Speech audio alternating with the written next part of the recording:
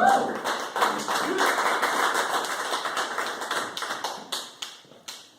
would like to ask you, you say 3 or 5 minutes usually. If I have 3 poems and a twirling poem at the end, just to make it happy with you. Yeah, okay. Is that okay with you? Fine. I just want to make it totally okay. Oh my God. Okay. You have to. Hi. Hello. And are you being tall? Well, no, I love being tall. I hate it being short. Sorry. Hi. I had no idea what I wanted to read, but I thought that I would read a couple of pieces from a show that I did last fall with Francois Leroux, the Hammer of South Africa, and I did these 2 in a row, and they were about travel around the world and such, and this first one's called Enough's Enough.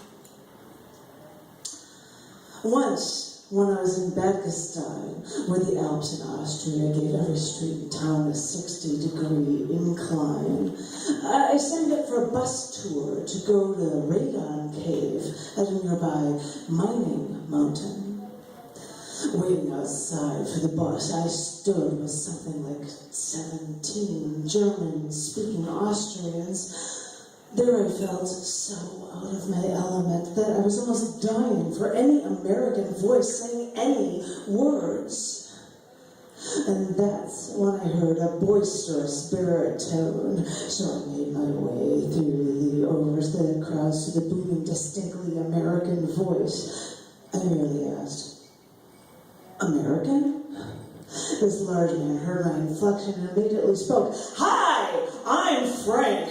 And the little missus here is Mildred." And this petite subsidiant Midwestern girl was standing with this almost circular melodramatic man made his couple look like a perfect 10. Frank asked where I was from, and when I said Chicago, he sprung up to start his speech, almost slapping his spiel. "We're from Detroit. I worked for GM for 35 years, and now that the kids are all grown up with my pension, I thought I'd take little missus here to see the Alps." And that's when I realized that I could have stood at 50 paces and still heard Frank telling his entire neighborhood the epic of his life. And that's when it occurred to me how loud us Americans could be. Because when first traveling through Europe after the War on Terror began, the United States government and airlines wanted to inform Americans traveling abroad if they were concerned about being a conspicuous target by looking too American. They offered these simple guidelines. Don't wear a university sweatshirt. Don't wear a sports team baseball cap. Don't chew gum. Don't yell. And I can imagine Frank now yelling, "Mildred!" So I made a point to not sit near Frank and Mildred on that bus. But that was okay. I could still hear them from rows away as we made our way toward that mountain range. And to the Austrians on that tour who spoke English, a part of me wanted to tell them, not all Americans are that loud. Because even if us Americans want to rest on our laurels, some of us know when enough's enough. Thank you.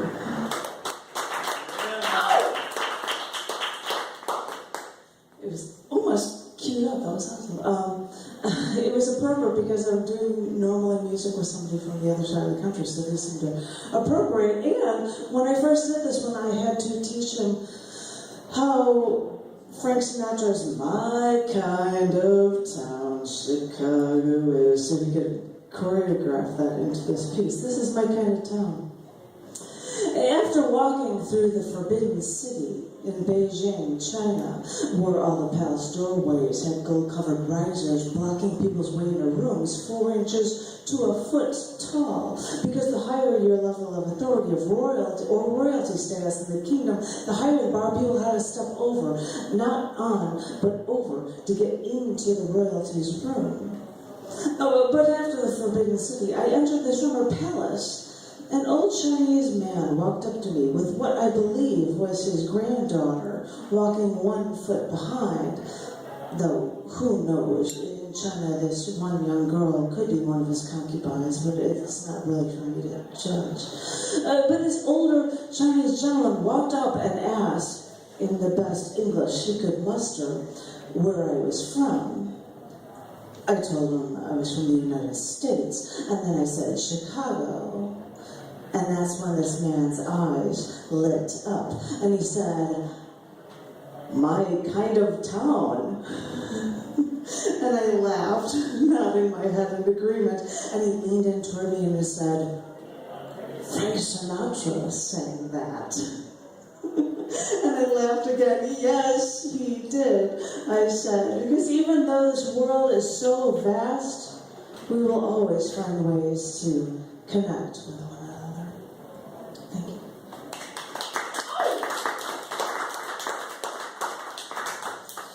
Reading this piece. This is a piece that I am only reading because it's a very new piece that I wrote that I was at a bar and John said, this is really, really awesome. It's very depressing, but it's really, really awesome. And so it's depressing.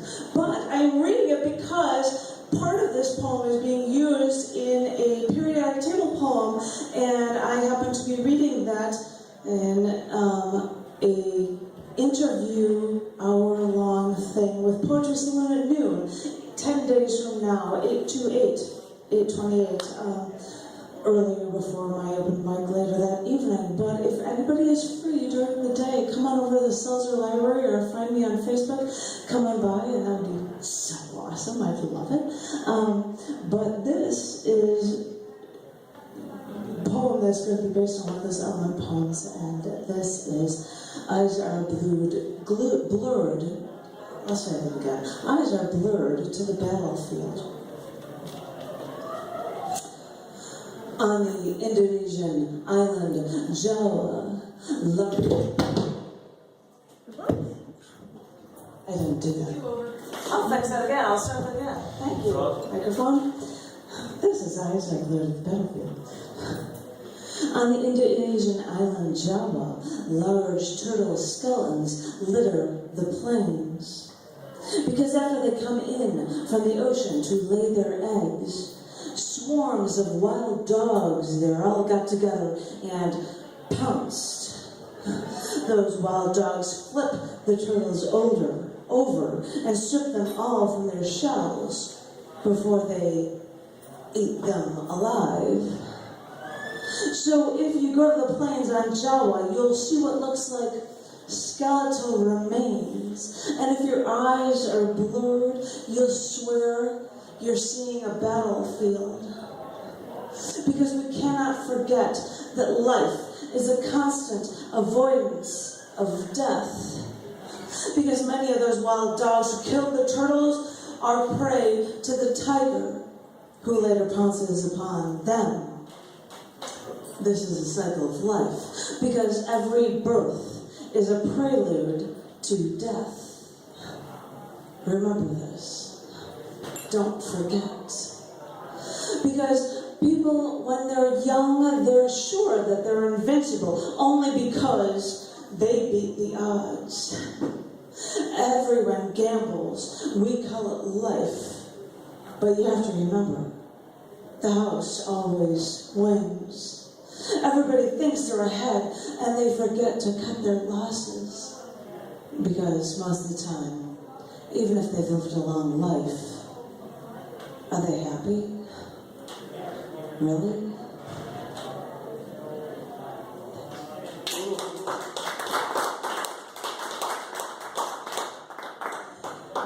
I know it's 3 or 5, but I'm going to try. This isn't even funny, but I figured I'd do something happier. This is a Twitter link poem, which is why I started a Twitter account, just making up Twitter link poems. This is a short piece called Foreign Farmer.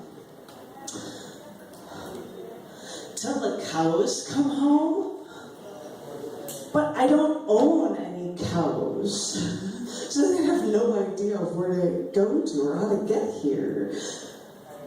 But the land I live on used to be a dairy farm. So, would I see ghosts come back to this foreign farm? Thank you, thank you, thank you, thank you, thank you. And if anybody's interested, I know I love your open mic, but every other Wednesday at the Cafe Gallery, come bug me.